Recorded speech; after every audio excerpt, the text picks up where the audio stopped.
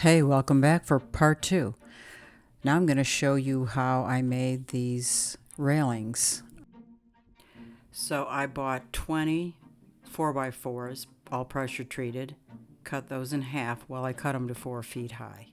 They weren't all 8 feet perfectly, so I cut each one, sometimes twice, so each one was 4 feet high. I got 40 2x4s and I cut those into 4-foot sections, so I ended up with 80 of those. And I'll show you how we assembled that in the next part of the video. So what I ended up with was 80 2x4s cut into 4-foot sections and 40 4x4s cut into 4-foot sections.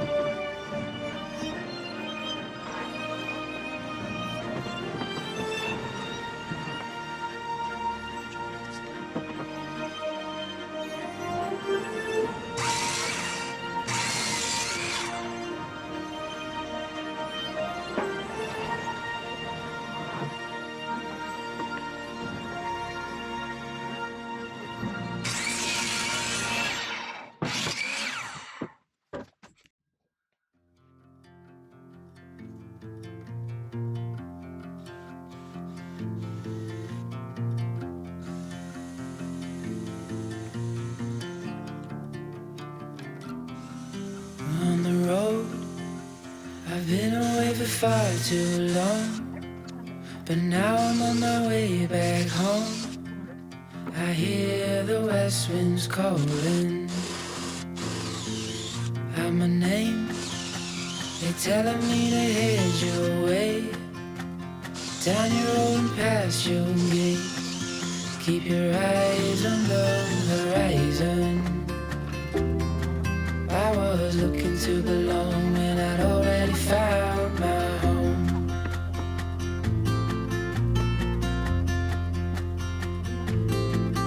Won't be long, I'm there before the setting sun, for you to fall into my arms, the place I call my home. I was looking to belong when I already found my home.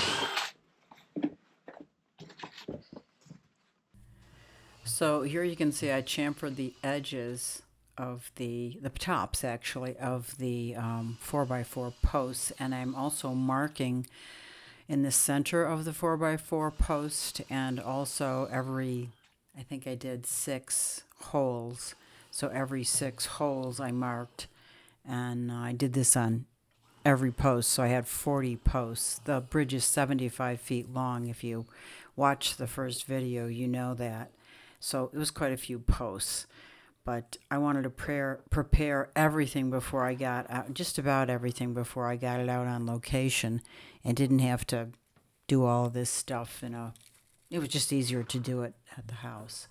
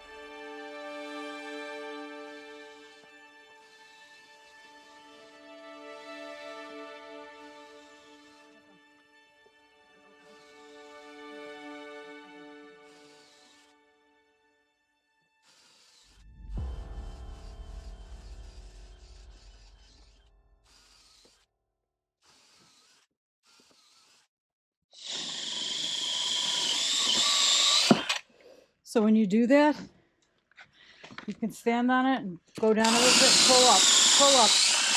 I've been doing it. Okay.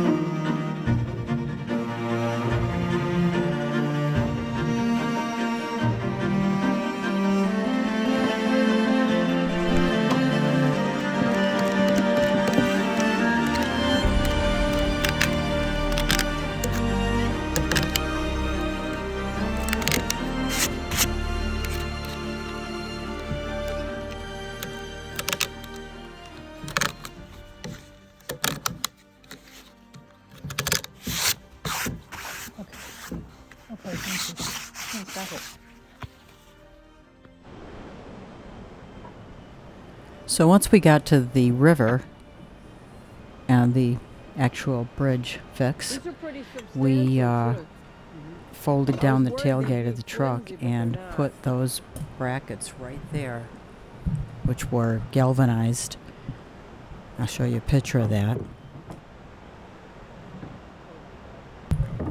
So we attached those to the bottoms of the 4x4 posts, and the flap that hung off extra, that would be attached to the tops of the new boards, actually to the sides of these new 16-foot boards that we added.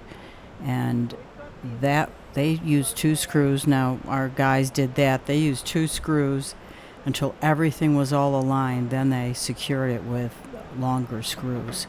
We also used 6-foot-inch black screws to screw the post to the runners once the runners were all put on. So it was a process, but the deck is quite secure and strong. We're very happy with the results.